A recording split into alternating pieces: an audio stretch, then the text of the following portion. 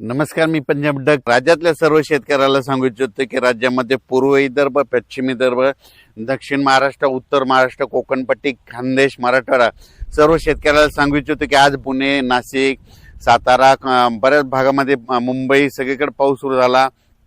संभाजीनगरकडं देखील आता देखील जाफराबादला पडला. पण आता राज्यातल्या सर्व शेतकऱ्याला सांगू इच्छितो आजपासून राज्यातला पाऊस आणखीन वाढत जाणार आहे.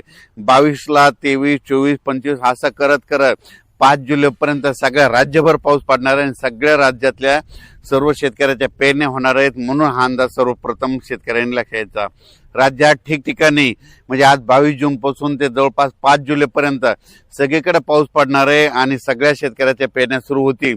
म्हणून हे देखील लक्षात घ्यायचं, दुष्काळ वगैरे काही पडणार नाही.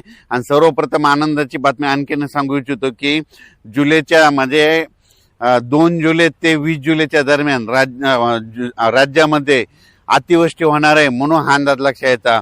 पुणे जिल्हा, त्याच्यानंतर कोकणपट्टी, त्याच्यानंतर मुंबई, उत्तर महाराष्ट्राकडे अतिवृष्टी होईल.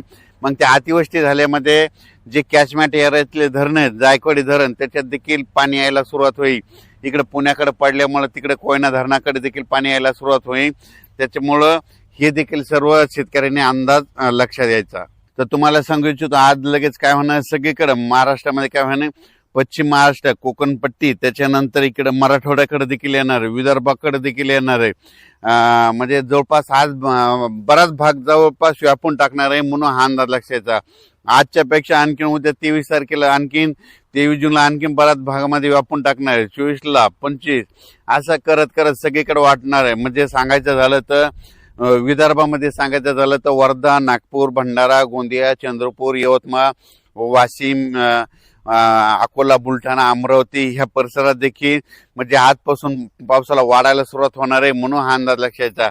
विदर्भात मात्र 23, 24, 25, 26, 27च्या दरम्यान चांगला पाऊस बरसणार आहे आणि त्या शेतकऱ्याचे देखील पेरणी होणार आहे.